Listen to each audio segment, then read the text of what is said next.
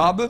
Le titre, donc, de cette conférence s'intitule « La méchanceté est grande sur la terre ». La méchanceté est grande sur la terre. Job, chapitre 15, nous décrit les méchants. Job, chapitre 15, et à partir du verset 20. Job, chapitre 15, verset 20. Le méchant passe dans l'angoisse tous les jours de sa vie, toutes les années qui sont le partage de l'impie.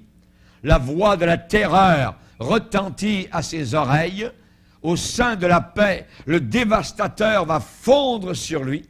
Il n'espère pas échapper aux ténèbres. Il voit l'épée qui le menace. Il court çà et là pour chercher du pain. Il sait que le jour des ténèbres l'attend. La détresse et l'angoisse l'épouvantent. Elle l'assaille comme un roi prêt à combattre. Car il a levé la main contre Dieu. Il a bravé le Tout-Puissant. Il a eu l'audace de courir à lui sous le dos épais de ses boucliers. Il avait le visage couvert de graisse, les flancs chargés d'embonpoint. Et il habite des villes détruites, des maisons abandonnées, sur le point de tomber en ruine. Il ne s'enrichira plus, sa fortune ne se relèvera pas, sa prospérité ne s'étendra plus sur la terre. Il ne pourra se dérober aux ténèbres. La flamme consumera ses rejetons et Dieu le fera périr par le souffle de sa bouche. S'il a confiance dans le mal, il se trompe, car le mal sera sa récompense. Elle arrivera avant le terme de ses jours et son rameau ne verdira plus. Il sera comme une vigne dépouillée de ses fruits encore verts, comme un olivier dont on a fait tomber les fleurs. La maison de l'impie deviendra stérile, et le feu dévorera la tente de l'homme corrompu. Il conçoit le mal, et il enfante le mal. Il mûrit dans son sein des fruits qui le trompent. Amen. Ici, nous avons une description donc du méchant. Et nous savons que le Seigneur lui-même, Jésus, a dit qu'à la fin des temps, il y aurait sur la terre beaucoup de méchanceté. Que les hommes deviendraient de plus en plus violents, de plus en plus corrompus, que la violence monterait à un niveau inimaginable encore maintenant. Et lorsque je parlais hier à la banquière de notre assemblée, eh bien, on parlait de la fin des temps. Je lui disais qu'il y avait une conférence donc sur les signes de la fin. Et elle disait par rapport à la petite tornade qui a eu lieu la semaine passée que c'était terrible et combien on se sentait petit. Je lui dis, madame, vous n'avez encore rien vu. La parole de Dieu nous déclare que les choses vont être bien, bien plus terribles que nous ne l'avons encore jamais vu. Nous allons parler ce soir, donc, sur les signes sur le retour de Jésus-Christ. Un des plus grands événements à bouleverser la terre entière sera l'enlèvement, la disparition de millions de personnes qui auront un dénominateur commun, un amour pour Jésus-Christ, et cet amour sera venu à cause de l'œuvre qui a été accomplie à la croix de Golgotha il y a 2000 ans en leur faveur. Ces gens vont disparaître de la terre. Et à partir de ce moment-là, va commencer une période inimaginable de 7 années sur la terre, décrite dans la Bible comme étant la grande tribulation. Une épreuve terrible. Le prophète hébreu Daniel en a parlé avec effroi et tremblement.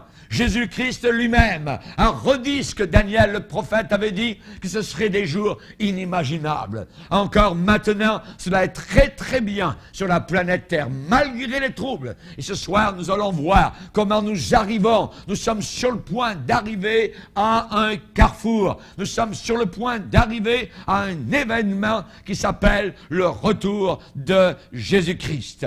Et nous voyons que cet événement est comme un géant. Et déjà nous voyons l'ombre du géant se projeter sur la planète Terre. Déjà, dans la pensée des gens, il y a cette image de globalisation. Nous ne sommes plus uniquement Canadiens, Français. Déjà, il y a je dirais, un élargissement de la pensée européenne, nord-américaine, continentale et maintenant mondiale. Actuellement, nous sommes en train de commencer à vivre cela. Maintenant, la question que l'on va se poser ce soir, c'est la question que des disciples ont posée à Jésus alors qu'ils étaient juste assis en haut et de l'extérieur de Jérusalem et ils avaient devant leurs yeux la beauté du temple de Salomon. Jésus leur a dit, vous voyez ces belles pierres, vous voyez cette beauté, il n'en restera pas pierre sur pierre qui ne sera renversée.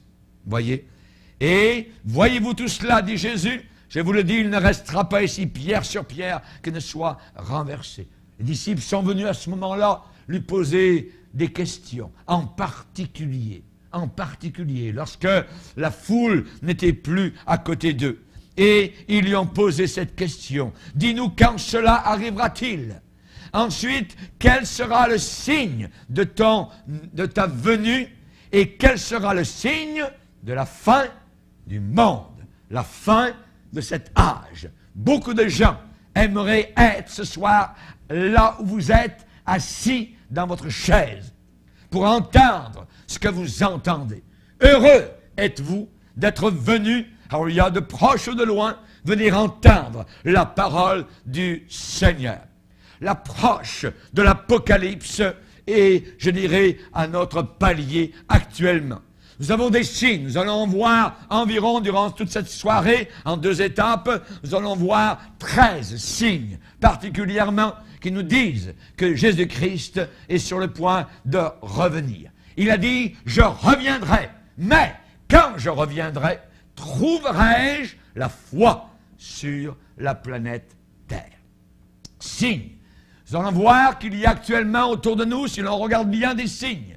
Des signes dans le domaine technologique, des signes dans le domaine économique, il y a des signes dans le domaine moral, dans le domaine de l'éthique, la conduite, il y a des signes par rapport à Israël.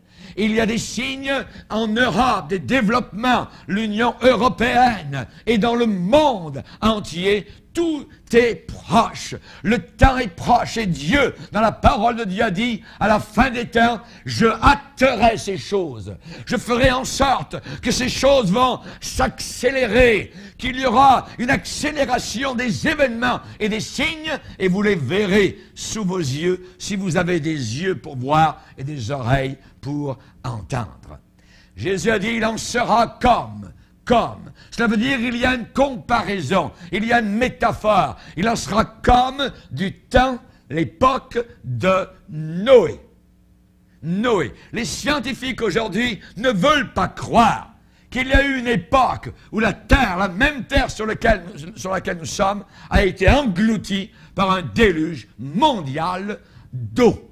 Ils ne veulent pas croire cela. C'est la raison pour laquelle ils veulent croire que nous venons d'un singe, que nos grands-pères sont encore dans les branches en train de se gratter, alors il y a le dessous des aisselles et de manger des bananes, voyez. Et c'est vrai, la science le dit, voyez, ça doit être vrai. Il y a 48 milliards d'années, dites-moi la différence entre 1 million d'années et 3 millions d'années, juste là, voyez. Mais eux, ils jouent dans tous ces domaines-là et ils pensent que les gens vont croire cela, que nous ne sommes pas venus de Dieu, que Dieu n'est pas le créateur humain. J'aimerais vous dire que le premier homme s'appelle Adam et la première femme s'appelle Ève et ils étaient exactement comme vous et moi, avec des yeux et non pas avec un crâne oblong, avec une face de singe, pas du tout. Nous ne descendons pas des animaux, nous descendons d'un Dieu créateur qui a soufflé en nous le souffle de vie. Alléluia. Gloire au Seigneur. Gloire à Dieu. Il en sera comme du temps de Noé. Noé. L'époque de Noé. Où pouvons-nous voir certains éléments qui vont décrire l'époque de Noé? C'est dans Genèse. Dans la Genèse au chapitre 6. Au chapitre 6 de la Genèse, il est dit que la méchanceté des hommes était grande sur la terre et que toutes leurs pensées se portaient chaque jour uniquement vers le mal. Tout ce qu'ils pensaient, c'était le mal. Ils dormaient, ils s'endormaient dans le mal, ils se levaient avec le mal dans la tête, ils allaient au travail avec le mal, l'idée de méchanceté, de vice, littéralement. Il est dit que la terre était remplie de violence et que toute chair, absolument toute chair, avait corrompu sa voix aux yeux de l'Éternel. Tout était corrompu. Est-ce que ça ne ressemble pas un peu à l'époque dans laquelle nous nous trouvons? Dans toute l'histoire humaine connue, il n'y a jamais eu une époque où les signes des temps étaient aussi marqués et aussi concentrés qu'aujourd'hui. Notre monde actuel est en plein bouleversement. Il est mûr pour la fin. Il est mûr pour le jugement. Jésus-Christ lui-même a parlé du soir, du soleil couchant. Il a parlé de certains signes. Il a dit le soir, vous dites, il fera beau, parce que le ciel est rouge, là-bas à l'ouest. Et le matin, vous dites, oh, il y aura de l'orage aujourd'hui. Pourquoi? Parce que le ciel est d'un rouge sombre. Vous savez, a dit Jésus, discerner l'aspect du ciel et vous ne pouvez pas discerner les signes des temps. L'expression « signe des temps » a été donnée par Jésus. Les signes des temps. Et notre monde actuellement est en plein bouleversement. Un tiers de la Bible, environ, a un caractère prophétique et il est très dangereux de rejeter la prophétie biblique. Vous pouvez rejeter Nostradamus tant que vous voulez, vous pouvez rejeter les faux prophètes, mais ne rejetez jamais ce que Jésus-Christ a prophétisé qui devait venir. N'oubliez pas qu'il est divin, il est Dieu, il est venu, il s'est incarné, c'était un petit homme juif. Nous aimons les Juifs parce que notre salut vient des Juifs. Et Jésus était un Juif. Un tiers de la Bible environ, un caractère prophétique. Il est très dangereux de rejeter, de marcher dessus la prophétie biblique. L'apôtre Pierre a dit, nous tenons pour d'autant plus certaine, sûre et certain, la parole prophétique à laquelle vous faites bien de prendre garde.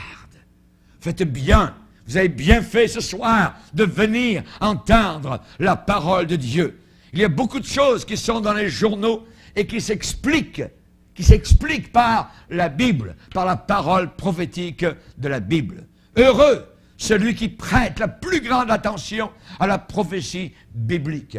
Si vous lisez l'Apocalypse, il y a des gens qui ont peur de lire l'Apocalypse. Ils ne devraient pas avoir peur parce qu'il y a une bénédiction merveilleuse à lire l'Apocalypse qui est la révélation de Jésus-Christ. Et au verset 3, premier chapitre, il y a une bénédiction en disant « heureux ». Et quand la Bible dit « heureux », c'est un bonheur ineffable, un bonheur grandiose, un bonheur qui déborde. Alléluia. Heureux, heureux qui? Celui qui lit et ceux qui entendent la parole de la prophétie et qui gardent les choses qui y sont écrites parce que le temps est proche. Le temps est proche. Alléluia. Gloire au Seigneur. Jésus-Christ revient. Alléluia. Nous voulons être prêts. Alléluia.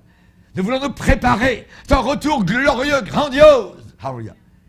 Jésus revient. Jésus a dit, je reviendrai et je vous prendrai avec moi afin que là où je suis, vous y soyez aussi. Alléluia. Je reviendrai. Je reviendrai. Nous ne sommes pas des pessimistes, non, loin de là. Nous sommes au contraire des réalistes.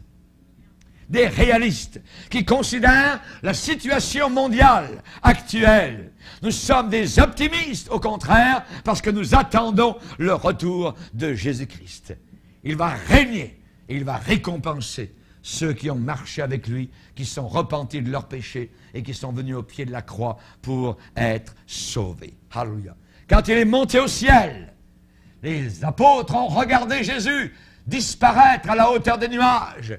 Et alors qu'il avait disparu dans le nuage de gloire Shekinah, un nuage merveilleux dans la présence du Père, à ce moment-là, des anges sont apparus à ces apôtres qui avaient la bouche bée, qui regardaient, et les anges ont dit, ce même Jésus qui est parti au ciel reviendra de la même manière que vous l'avez vu. Alléluia. Ça fait 2000 ans que nous prions que ton règne vienne. Il va arriver. Il va arriver. Ce Jésus reviendra. Je reviendrai, a dit le Seigneur. Que Dieu soit béni. Merci Seigneur. Certains vont dire, mais vous savez, les signes de la fin des temps, c'est très bien, mais ça a toujours existé. Toujours existé. Alors j'aimerais répondre à cela en disant, mais alors pourquoi Jésus-Christ a parlé de séduction, de guerre, d'affrontement, de tremblement de terre, de troubles, de peste, de famine, s'il savait que ces signes avaient toujours existé? Jésus a donné ces signes-là pour dire qu'ils allaient être de plus en plus violents, de plus en plus présents, qu'ils ne l'ont jamais été auparavant. Certains vont dire, depuis que nos pères sont morts, tout demeure comme dès le commencement de la création. Ils veulent ignorer. Ils veulent ignorer. Ils ne veulent pas savoir. Ils ne veulent pas connaître. Satan, le Dieu de ce siècle, leur a aveuglé littéralement l'intelligence pour qu'ils ne voient pas briller la gloire et la splendeur de l'évangile de Jésus-Christ. Jésus parlait d'une génération X. Génération X, il parlait d'une période particulière de l'avenir où on pourrait comprendre, où on pourrait saisir les signes partout autour de la terre et souvent en quelques minutes. En quelques minutes. Jésus a dit par exemple, plusieurs, ça veut dire beaucoup, viendront sous mon nom. Ils séduiront beaucoup de gens. Quand Jésus dit beaucoup, c'est des masses de gens, des millions de gens seront séduits. Il a dit aussi plusieurs succomberont, se trahiront les uns les autres. Il a dit aussi parce que l'iniquité, ça veut dire l'injustice, le péché, la transgression vis-à-vis de la parole de Dieu, parce que l'iniquité se serait accrue, aurait augmenté comme une plaie béante qui monte, jusqu'à éclater. Il a dit la charité du plus grand nombre se refroidira. Ça veut dire la majorité des gens vont devenir méchants, ne seront plus remplis d'amour, de compassion. Jésus a dit une nation s'élèvera contre une autre nation. Ça veut dire une ethnie s'élèvera contre une autre ethnie. Une nation contre une autre nation. Un royaume contre un autre royaume. Il y aura des famines. Il y aura des tremblements de terre. Et Jésus dit, ceci ne sera que le commencement des douleurs. Le commencement, le début. Le temps des douleurs commence. Actuellement, je le crois, dans le monde entier. N'oublions pas que nous sommes la première génération à voir la guerre réelle à la télévision dans nos salons. Aucune autre génération n'a vu ça. Nous voyons des armes automatiques, nous voyons des canons, nous voyons des missiles téléguidés frapper sur des gens et nous sommes là dans nos salons et nous regardons cela. Nous sommes la première génération. Jésus dit, vous entendrez parler. Et je vais m'arrêter sur ces deux mots. Vous entendrez parler de guerre. Entendre parler, c'est un concept pour l'information. Un concept pour annoncer quelque chose. Vous entendrez parler. Les moyens de communication modernes, les médias, voyez, tout de suite nous apportent beaucoup d'informations, d'images, de communiquer sur tous les conflits et les catastrophes, même si c'est très éloigné de nous. Tout de suite, nous avons cela en l'espace de quelques minutes. Je me rappelle toujours un frère qui m'a téléphoné de Londres, en Angleterre, et qui m'a informé qu'ici au Canada, il y avait un avion d'Air France qui avait crashé à l'aéroport de Toronto. Vous voyez? Moi, j'habite au Canada, et c'était un frère de Londres qui m'annonçait ce qui se passait ici. Nous étions un jour avec mon épouse en Australie, et là-bas, on nous annonçait ce qui est arrivé directement en Belgique, où un bateau avait coulé, et il y avait eu des centaines de morts. Tout de suite, nous savons cela en l'espace de quelques minutes.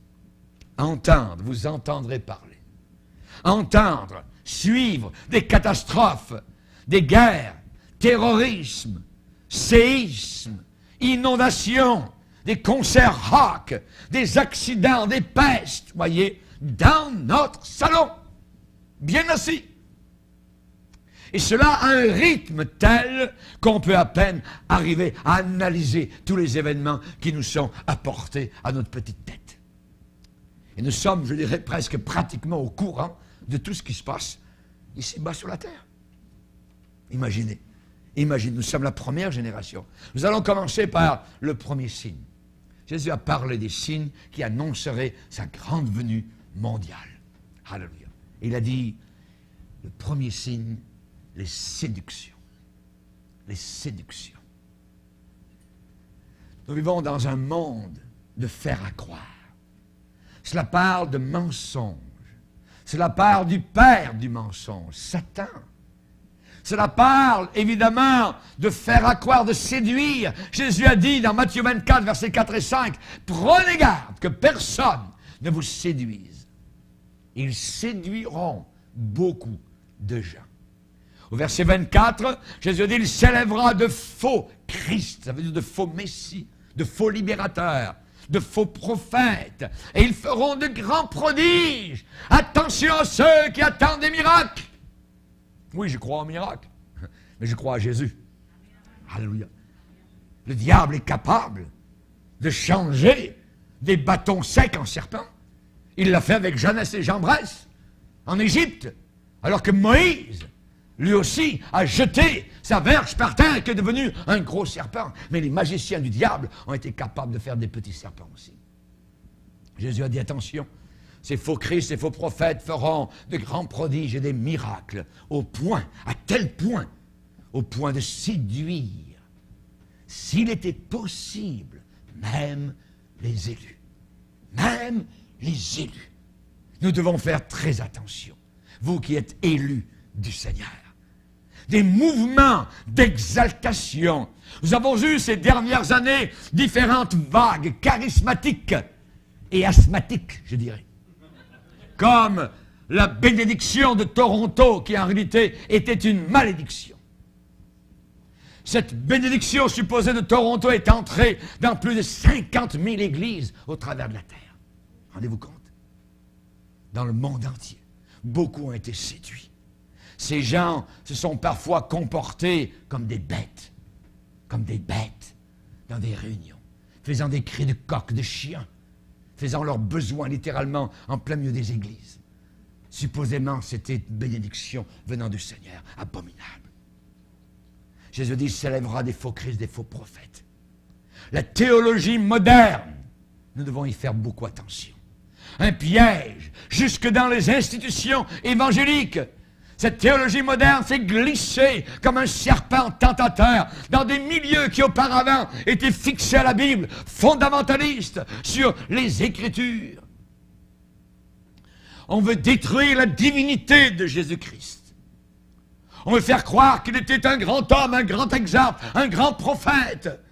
Non, Jésus est divin. Jésus est le Créateur. Jésus est le Sauveur du monde. Et Dieu le Père n'a pas eu honte de dire, « Oh Dieu, ton Dieu t'a oint d'une huile de joie au-dessus de tes égaux. » Alléluia.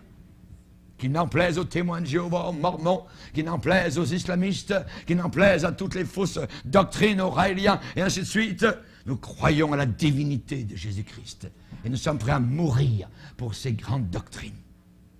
Aujourd'hui, on veut détruire l'autorité de la Bible. On veut détruire la parole de Dieu. Aujourd'hui, il y a de nouvelles versions. Vous ne trouverez plus le mot repentance à l'intérieur. Il y a de toutes sortes de choses. Le diable est en train de travailler. Il y a une version appelée Nive, New International Version, qui a été, je dirais, travaillée par un groupe écuménique et au milieu duquel il y avait une théologienne qui est une lesbienne. Pourquoi on retraduit la Bible? Pourquoi on veut la changer? Pourquoi veut-on la moderniser? Pour plaire, pour descendre la Bible au niveau du Coran, au niveau du livre des Mormons, au niveau de toutes sortes de livres apocryphes.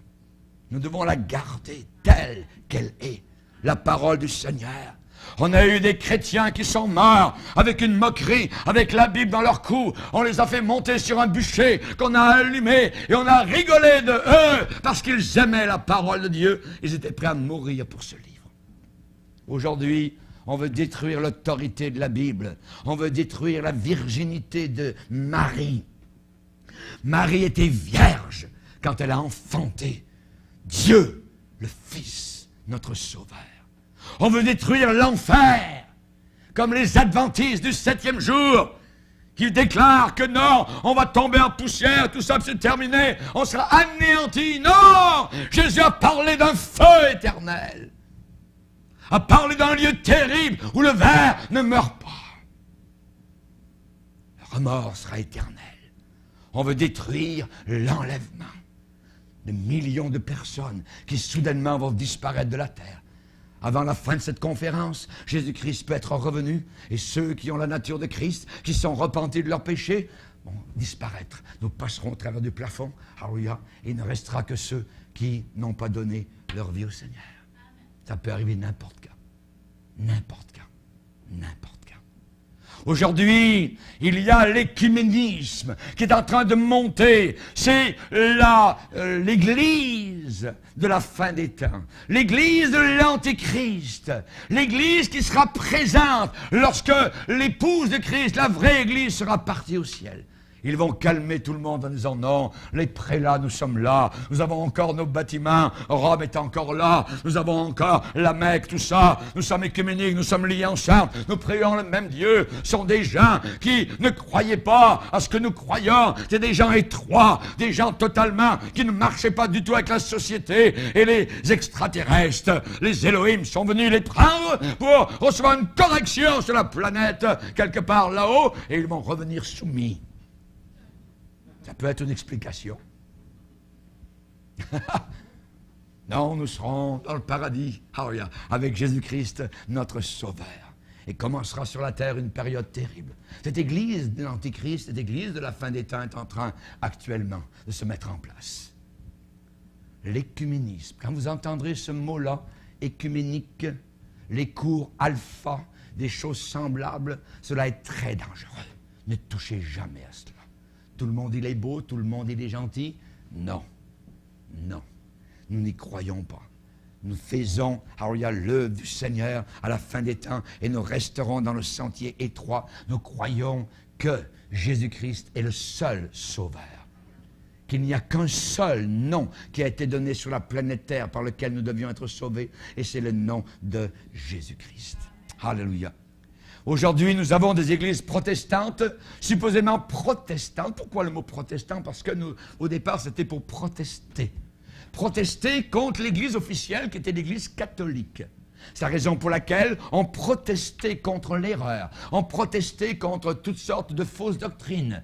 Et c'était le nom qui a été donné, l'église protestante. Mais aujourd'hui, la même église protestante ne proteste plus du tout. Ne proteste plus contre rien du tout. Puisque même à Genève, la ville des grands réformateurs, eh bien, le Dalai Lama est entré et a fait une conférence à l'intérieur d'une église protestante. Ils sont morts. Ils sont morts, littéralement. L'ésotérisme aussi est un danger terrible. C'est un message qui est véhiculé avec beaucoup de séduction. J'aimerais vous citer ce que Elisabeth Kubler-Ross a fait comme recherche sur la mort. Elle a écrit 20 livres, cette femme-là. Elle a fait des centaines de séminaires dans le monde entier. C'est une psychiatre de la Suisse. Elle a reçu 23 titres de doctorat, honoris causa. Ça veut dire le plus haut honneur. Et cette femme-là a raconté qu'elle a rencontré un jour un Indien qui était mort. Elle l'a rencontré dans l'au-delà, flotte dans les airs. Et elle a parlé de mort avec deux bons êtres spirituels, l'un qui s'appelle Salem et l'autre Pedro. Voyez. Et elle a trouvé un esprit qui la dirige, ce qu'on appelle dans l'ésotérisme des guides spirituels, des spirit guides. Voyez.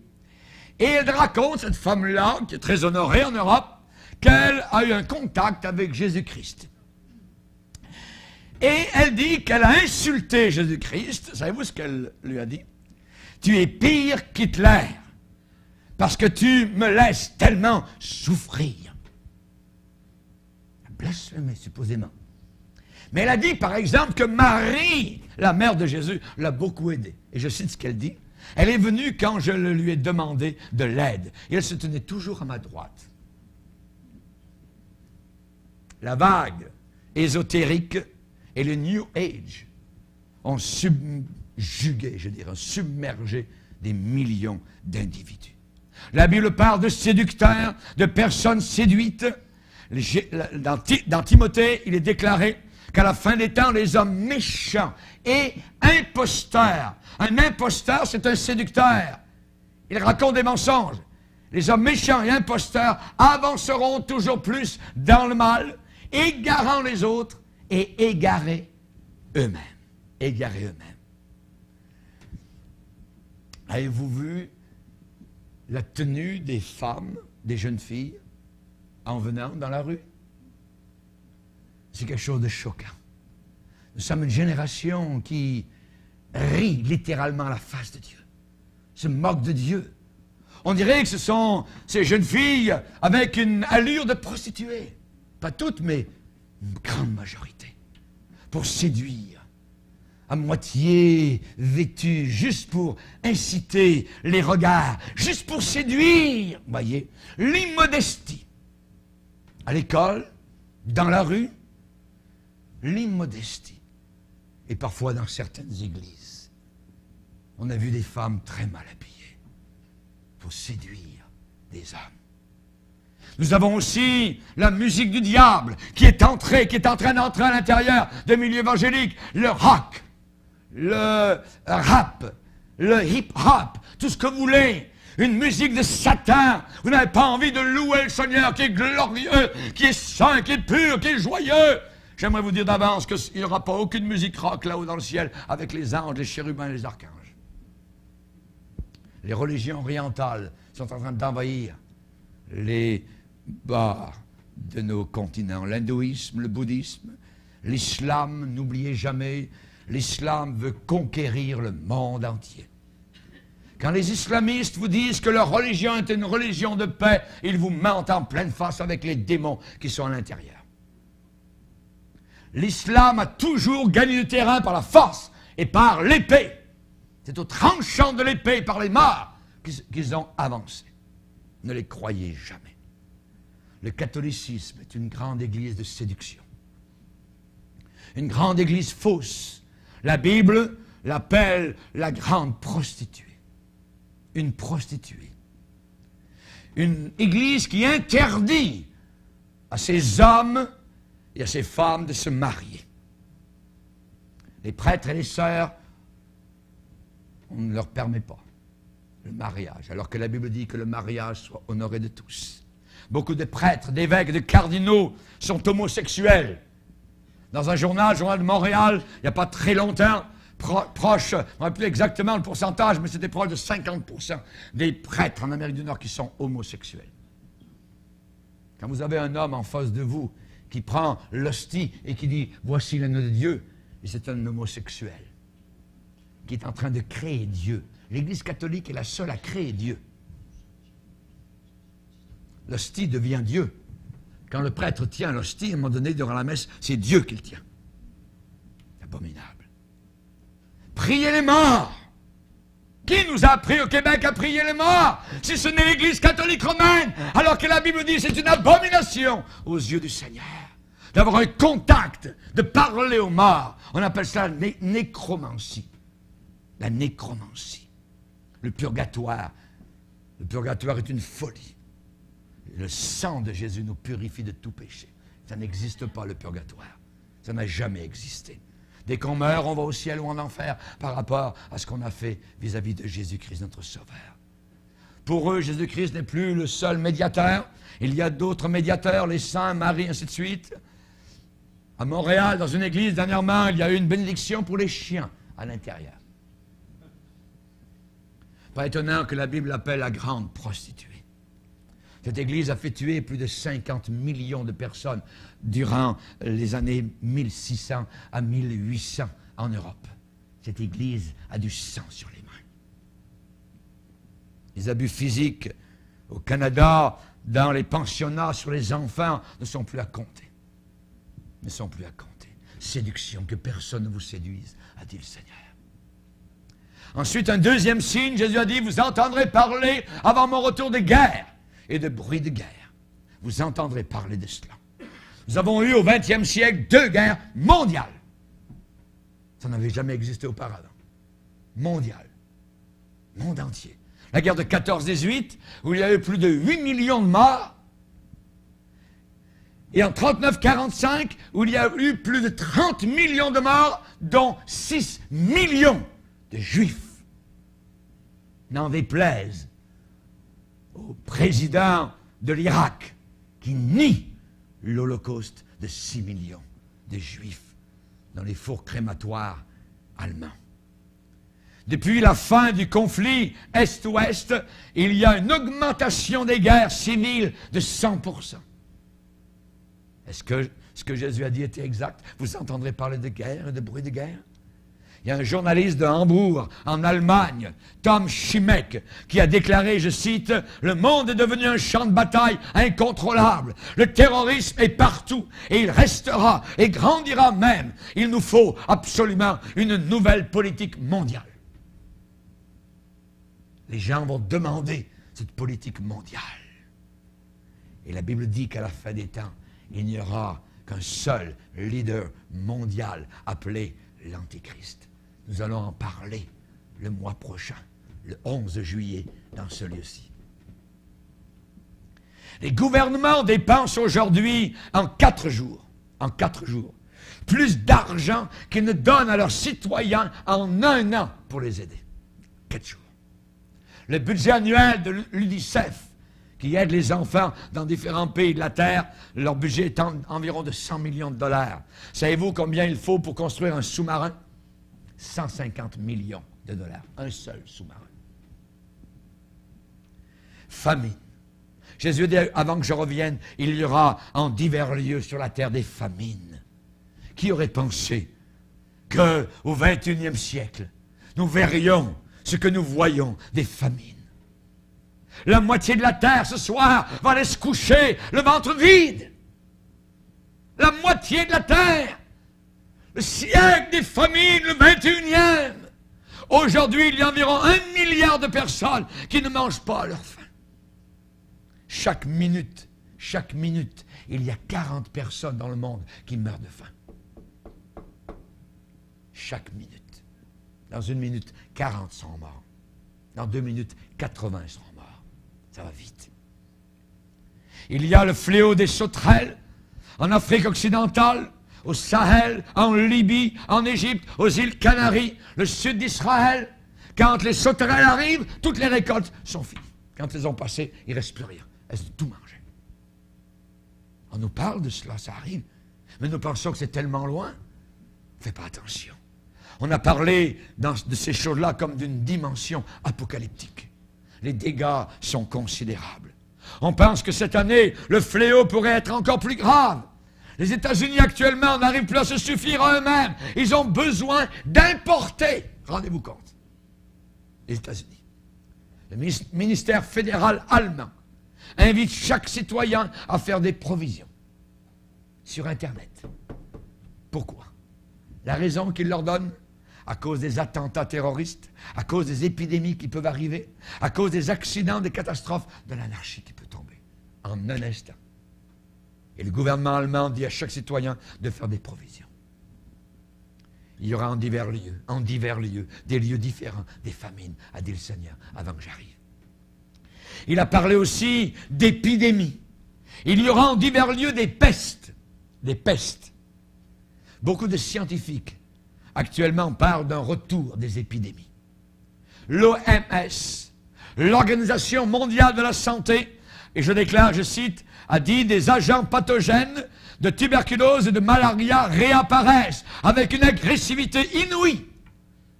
L'OMS dit que le choléra et la fièvre jaune se manifestent dans des régions considérées jusqu'à présent comme sûres. Et des maladies infectieuses toutes nouvelles sont en train d'apparaître. En Europe, ils ont déjà mis une taxe sur les billets d'avion de 2 € pour cette taxe pour les maladies qui peuvent arriver. Le sida n'est-il pas une peste à notre propre génération? Le sida, 6 millions de personnes sont infectées. Ça fait 200 000 de plus que déjà en l'an 2003. Et il y a déjà plus de 3 millions de morts. Ils meurent tranquillement. On n'en parle pas. C'est un nouveau record. Ce qui crée des milliers d'orphelins. Des pays en Afrique sont sur le point de basculer. Le nombre de personnes nouvellement atteintes augmente sur tous les continents.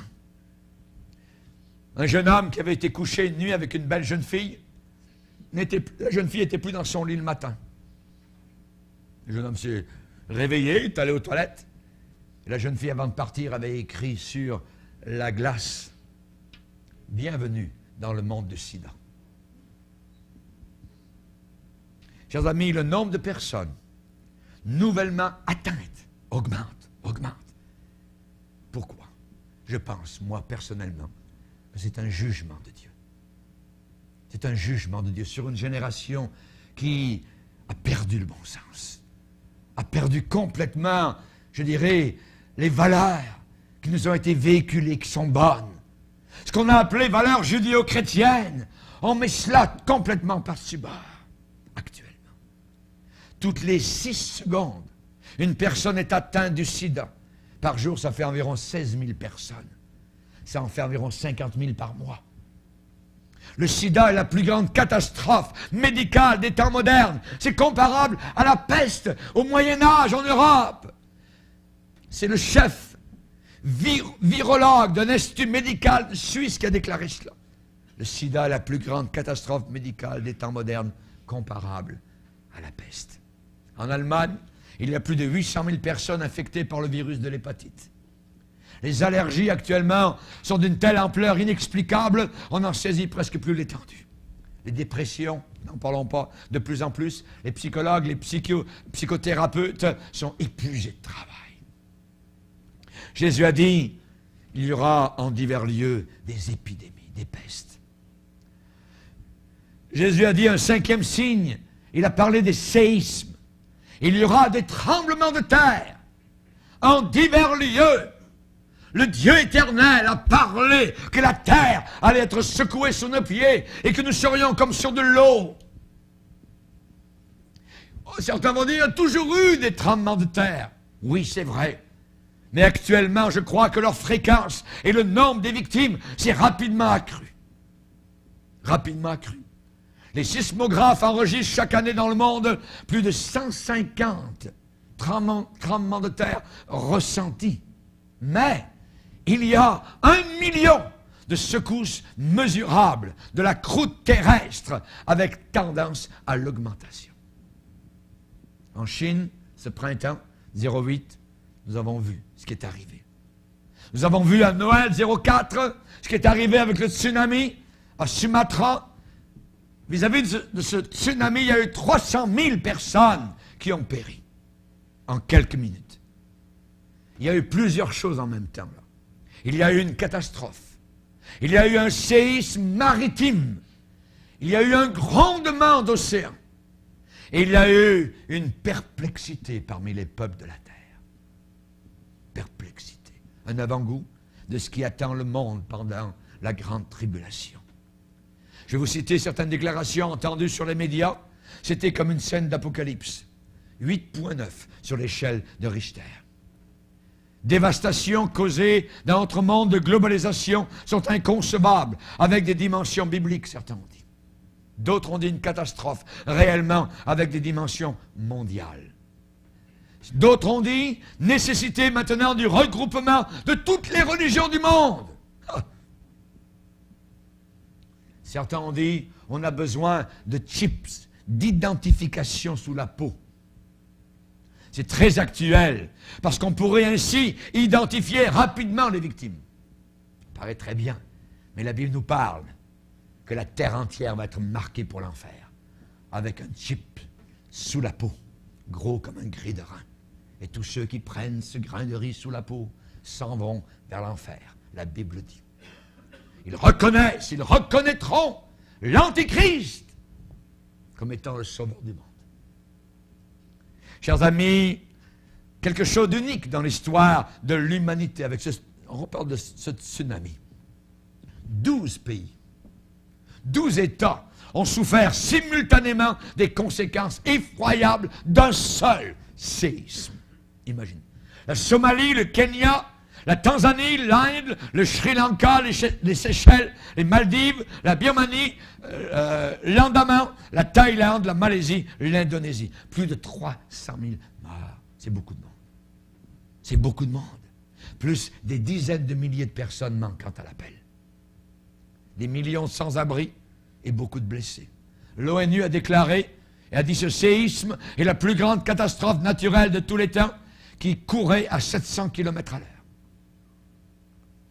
Cela a créé d'énormes vagues déferlantes. Les gens fuyaient pour leur vie. Beaucoup de vacanciers à ce Noël qui étaient venus dans ces différents pays d'Europe, ont perdu la vie là-bas. Les politiciens, après cela, ont été perplexes, désemparés. Les gens étaient décontenancés. L'effroi se lisait sur tous les visages. Savez-vous que l'axe de la planète Terre a été déplacé de 8 à 10 cm environ. Pouf, toute la planète. Isaïe 24 nous dit la terre est déchirée. La terre est déchirée. Naoum a dit la terre se soulève devant la face du Dieu El Shaddai.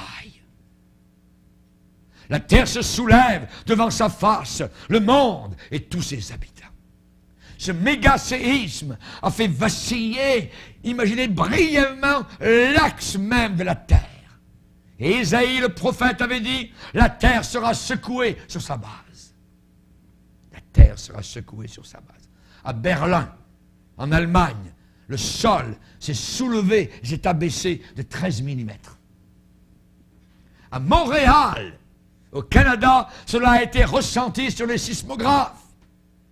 Certains ont dit que l'énergie qui a été déployée était aussi grande que 100 000 bombes atomiques sur Hiroshima. Et en considérant cette terrible catastrophe en Asie, on voit comment les déclarations de l'Apocalypse pourront se réaliser en très peu de temps. Très rapidement. Nous sommes dans les temps de la fin. Et les gens dorment. Nous ne comprenons pas. D'après moi, je crois que c'est un formidable avertissement du grand Dieu El Shaddai, le Dieu Tout-Puissant. Le prophète âgé dans la Bible dit encore un peu de temps, j'ébranlerai les cieux et la terre, la mer et le sec, j'ébranlerai toutes les nations. Isaïe 13, gémissez car le jour de l'Éternel est proche, il vient comme un ravage du Tout-Puissant. Isaïe 13, 11, je punirai le monde pour sa malice et les méchants pour leurs iniquités. Nous vivons dans un monde de méchanceté terrible. Isaïe 13, 13, c'est pourquoi j'ébranlerai les cieux et la terre, et elle sera secouée sur sa base. Elle sera secouée sur sa base. Celui qui ne veut pas entendre maintenant n'entendra jamais. Une soudaine manifestation de tremblement de terre, une activité sismique mondiale est en train de se faire sous nos propres yeux, en dents de scie. L'attente des douleurs de l'enfantement. La Bible déclare dans Romains chapitre 8, et c'est la parole de Dieu que j'ai entre les mains, il est dit la création attend avec un ardent désir la révélation des fils de Dieu, car la création à l'espérance qu'elle sera affranchie de la servitude de la corruption. Nous savons que jusqu'à ce jour, la création tout entière soupire et souffre les douleurs de l'enfantement. Quelque chose s'en vient. La planète Terre est en train de souffrir, veut être libérée de quelque chose qui s'appelle le péché. Le péché. Activité sismique, douleur d'enfantement. Cette parole de Jésus-Christ est d'une très grande actualité. Il y aura en divers lieux des tremblements de terre, et cela ne sera que le commencement des douleurs. Que le commencement des douleurs. La parole de Dieu nous dit qu'il y aura des troubles terribles. Jésus a dit qu'il y aura des famines et des troubles. Notre époque est caractérisée par des révoltes, par des soulèvements, par des révolutions. Il y a des attaques terroristes aujourd'hui presque chaque jour autour de la terre. Et elles se font chaque jour plus meurtrières. En Irak, en Afghanistan, à Madrid, à Londres, dans le métro, ainsi de suite. Pourquoi ce tumulte parmi les nations? On ne veut plus de Dieu. On ne veut plus avoir à rendre compte à un Dieu créateur. C'est ce que cette génération est en train de dire. Oui. C'est ce que l'apôtre Paul a écrit prophétiquement à Timothée en disant « Sache que dans les derniers jours, il y aura des temps difficiles, ténébreux, car les hommes seront égoïstes, amis de l'argent, fanfarons, hautains, blasphémateurs, rebelles à leurs parents, ingrats, irreligieux, insensibles, déloyaux, calomniateurs, intempérants, cruels, ennemis des gens de bien. Ils seront traîtres, emportés, enflés d'orgueil. Ils aimeront le plaisir plus que Dieu. Oh, ils auront l'apparence de la piété, mais ils en renieront ce qui fait la force. Chers amis, nous avons eu le 11 septembre, le World Trade Center. Il y a eu 3000 morts, la terre entière a été secouée. On s'est demandé ce qui se passait. On s'est demandé si nous étions en train de voir un film à la télévision ou si c'était vraiment réel. Nous sommes la génération qui a vu l'effondrement des tours du World Trade Center. N'oublions jamais. C'est un avertissement. Un avertissement. La terre est comme le Titanic, en train de sombrer. La classe supérieure est en train de danser encore dans les beaux salons, tandis que des gens sont déjà en train de mourir. Nous piquons du nez. Et les gens continuent à danser, à rocker, à rouler, à blasphémer, à faire la fête. Jésus a dit, il y aura de l'angoisse, il y aura de la perplexité sur la terre, de l'angoisse chez les nations qui ne sauront que faire. En 2004, on a eu le tsunami et plus de 300 catastrophes dans le monde, juste en 2004. Des terribles inondations à Haïti, en République dominicaine. Il y a eu différents ouragans coup sur coup aux États-Unis. Au Japon, il y a eu 20 ouragans d'une violence inouïe. Au Brésil, le premier ouragan d'une violence inouïe en 2004. La Chine a eu le typhon le plus grave depuis 48 ans. Tremblement de terre, en 0,8, plus de 100 000 morts. Au Canada, notre calotte glaciaire est en train de fondre. Et le pôle Sud aussi. Les hommes ne sauront que faire au bruit de la mer et des flots. Seigneur, nous sommes devant toi. Nous reconnaissons, Seigneur, que nous sommes parvenus à une époque terrible, telle que décrite dans la Bible. Ta parole ne passe pas. Le ciel, la terre passeront, mais ta parole ne passera jamais. Elle s'accomplit à la lettre. Pas un seul iota, pas un seul trait de lettre, que tout ne se réalise. Nous te bénissons, Seigneur, de ce que nous n'avons pas le Coran entre les mains, mais nous avons la Bible qui est la parole de Dieu. Nous n'avons pas un faux prophète ou un livre faux, nous avons la Bible. Nous avons le livre inspiré par le Saint-Esprit. Tout ce qui est écrit s'accomplit, que les hommes le veuillent ou non. Seigneur, ce que tu as dit, tu le fais, tu le permets. Seigneur, nous sommes parvenus à une époque terrible.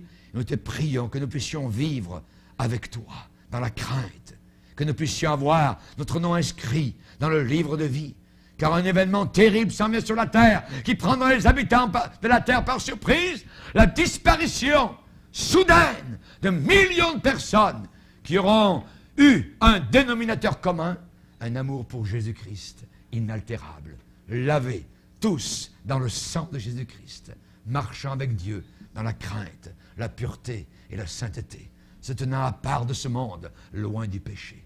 Nous te bénissons pour l'œuvre de la croix, l'œuvre du sang. Il a fallu que le Fils de Dieu meure sur la croix. Il a fallu que Dieu le Fils vienne être ensanglanté, cloué sur du bois qu'il avait créé pour que nous soyons sauvés de l'enfer éternel. Combien ce lieu doit être terrible. Seigneur, nous te bénissons et nous te glorifions. Et nous voulons ce soir prendre conscience que nous sommes parvenus à l'époque dont la Bible a parlé. Et nous voulons te servir. Nous voulons reconnaître ta divinité.